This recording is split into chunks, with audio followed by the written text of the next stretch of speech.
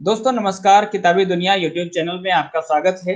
किताबी दुनिया की खास श्रृंखला किसान और किसानी में अभी तक हमने आपको कविताएं, कहानियां, लेखों से मुलाकात, इतिहासकारों से मुलाकात आपकी करवाई है और साहित्य की अलग-अलग विधाओं के माध्यम से भी हमने किसानों के पक्ष में अपनी पक्षधरता रखी है। आज इसी कड़ी में हमारे साथ हैं हमारे समय के महत्वपूर्ण आलोचक, वरिष्ठ आलोचक जीवन सिंह जी, जिनसे किताबी दुनिया के दर्शकों का जो परिचय है वो थोड़ा नया है। या यूँ भी कह सकते हैं कि हमारे दर्शक आज जीवन सिंह से पहली मुलाकात करेंगे।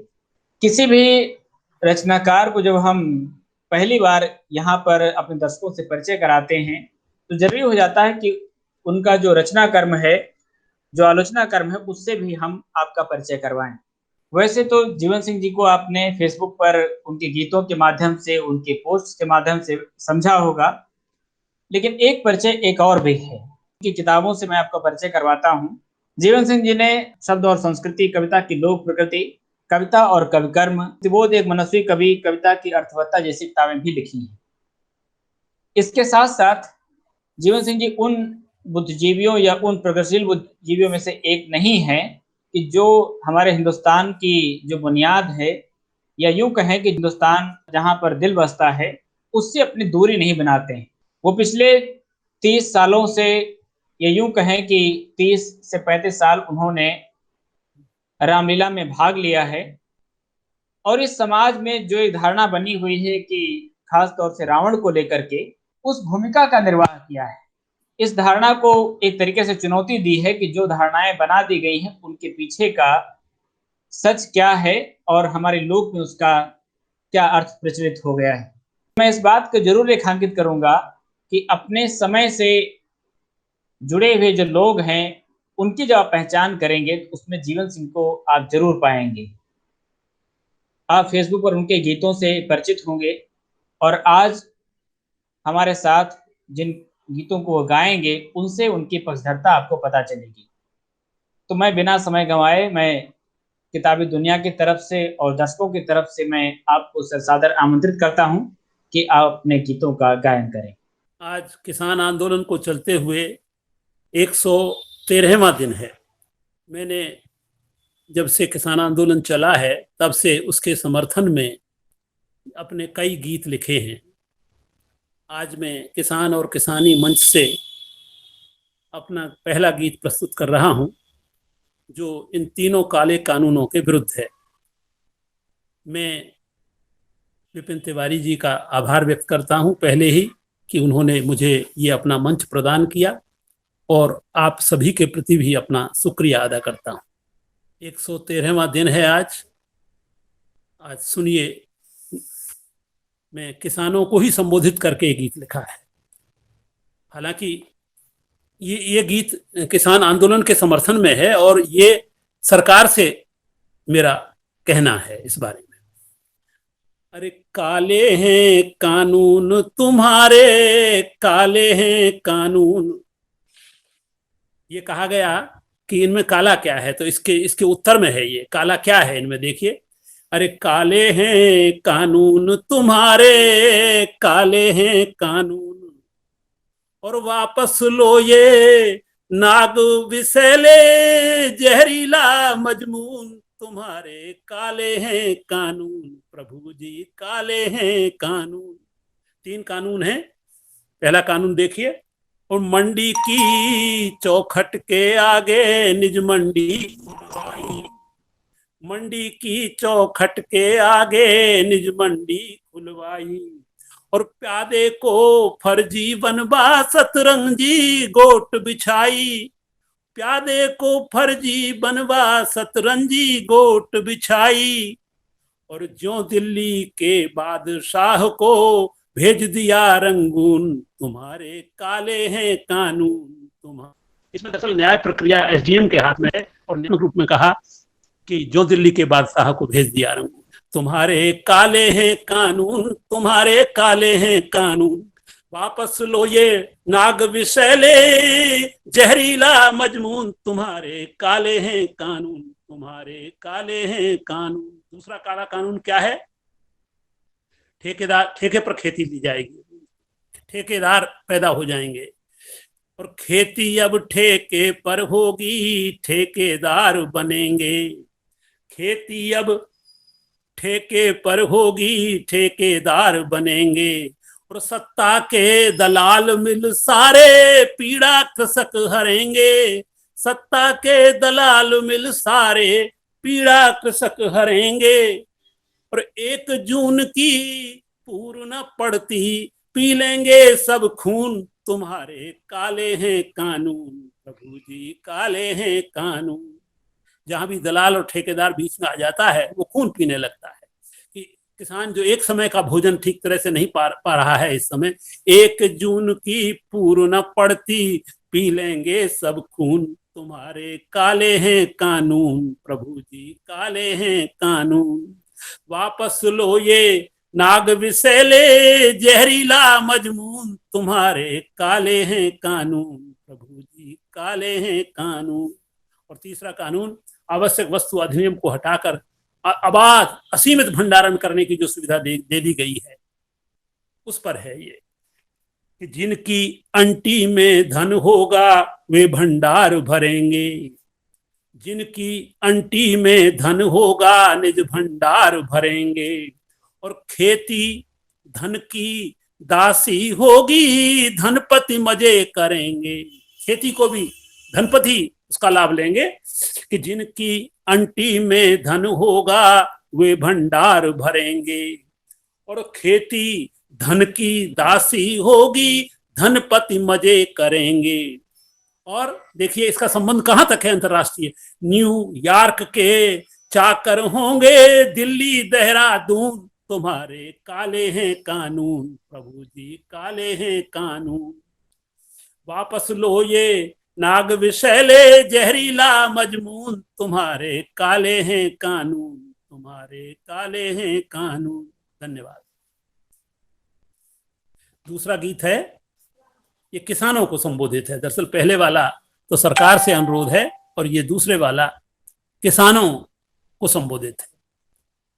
आंदोलन कोई सामान्य बात नहीं होती है, आंदोलन सीधा द्वंद्व होता है। एक तरह का लोकतंत्र में ठंडा समर होता है, शीत युद्ध होता है, उसमें चलता है।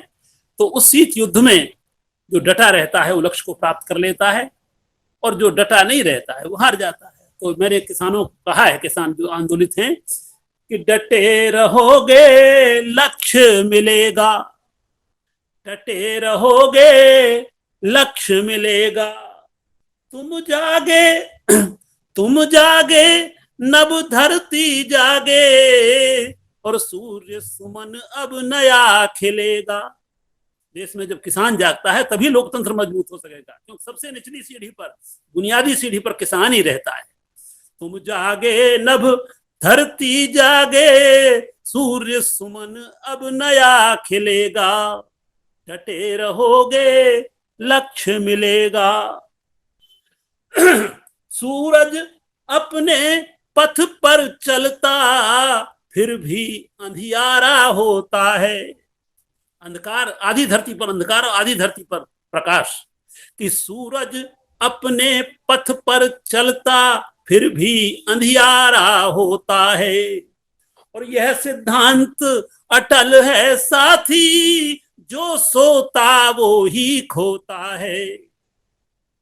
हाथ मसाले मिलकर जागे, अंधियारा भी जल्द छटेगा।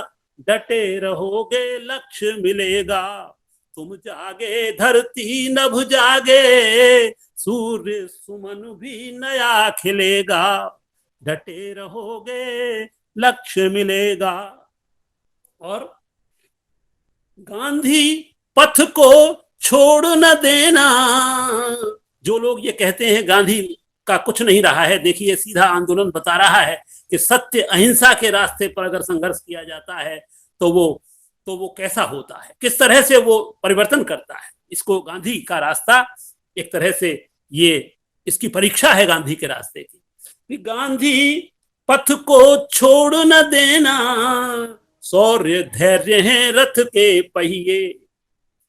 जब रावण युद्ध में था तो रावण विभीषण को ये परेशानी हुई कि राम तो विरथ हैं, बिना रथ के हैं, और रावण रथ पर बैठा हुआ है। ये रथ पर बैठे हुए आदमी से, सत्ता में जो बैठा हुआ है, ये पैदल आदमी कैसे लड़ सकेगा? तो राम ने कहा था, उनको जवाब दिया था कि विभीषण, मैं जिस रथ पर बैठ कर युद्ध कर रहा हूं वो रथ दूसरा है, उसमें शौर्य और धैर्य के रथ के, उस रथ के पहिए हैं, सत्य और शील की इसमें ध्वजा पताकाएं हैं, ये सामान्य रथ नहीं है। तो किसान जो जिस रथ पर बैठकर ये युद्ध कर रहे हैं या आंदोलन कर रहे हैं, वो रथ शौर्य और धैर्य का है। जो गांधी ने जिस रामराज्य की कल्पना की है, उसमें भी ये शौर्य और धैर्य के रथ के पहिए हैं। उसको मैंने लिखा है, गांधी पथ को छोड़ न देना, शौर्य धैर्य हैं रथ के पहिए, और सत्यशील की ध्वजा पताका फहराई फहराते रहिए। सत्य और शील पर जो डटा रहता है, अपने नैतिक बोध पर डटा रहता है, जिंदगी में असली विजय उसी की होती है। इसलिए गांधी पथ को छोड़ न देना, शौर्य धैर्य हैं रथ के पहिए, और सत्यशील की ध्वजा पताका फहराई फहराते रहिए। और 10 आनन हैं लंका पति के, समझाने से नहीं हटेगा। 10 आनन हैं लंका पति के, समझाने से नहीं हटेगा। डटे रहोगे लक्ष्य मिलेगा, तुम जागे नभ धरती जागे, सूर्य सुमन भी नया खिलेगा। डटे रहोगे लक्ष्य मिलेगा। अंतिम, इसका अंतिम बंद है कि एवरेस्ट पर भी आदमी चढ़ाई है, हिम्मत से आदमी चढ़ता है, ताकत से चढ़ता है, नैतिकता से चढ़ता है, सत्य से चढ़ता है। तो चोटी है एवरेस्ट सरीखी, सत्ता से संघर्ष कोई सामान्य संघर्ष नहीं होता है। चोटी है एवरेस्ट सरीखी, लेकिन तुम ही चढ़ पाओगे। और ताकत की रस्सी में बल है, लेकिन तुम ही बढ़ पाओगे। दोनों तरफ संतुलन है ताकत की, लेकिन जो जन ताकत है, जन शक्ति है, उसकी भी एक शक्ति होती है।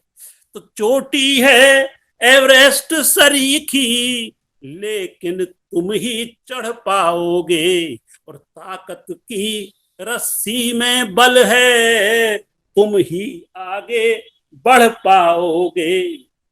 धक्का मारो मिल पर्वत के, धक्का मारो मिल पर्वत के, यह पत्थर है तभी हिलेगा।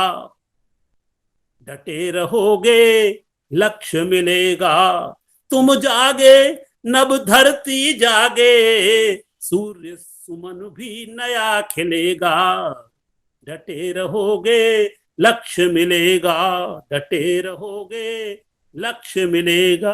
बहुत बहुत धन्यवाद सर, आपका किताबी दुनिया की तरफ से बहुत बहुत धन्यवाद। और किताबी दुनिया की इस श्रृंखला में आपने अपने गीतों से उसको ऊंचाई प्रदान की है, और हमारे जो दर्शक हैं कम से कम इस बात से भी परिचित होंगे कि गीत में जो बात कही जाती है वो कितनी आसानी से हमारे दिलों तक उतरती है। किसानों के साथ जितने भी तरीके से हो सकता है उनके साथ अपनी पक्षधरता बनाए रखनी है, और इसलिए बनाए रखनी क्योंकि किसानों के होने से ही हम सभी हैं। सर, मैं किताबी दुनिया की तरफ से एक बार फिर से आपको धन्यवाद करता हूं, और हम इस बात की उम्मीद करते हैं कि फिर किसी कड़ी में हम फिर से मुलाकात करेंगे और इसी तरह से अपने दर्शकों को आपके ज्ञान से लाभान्वित करेंगे। धन्यवाद।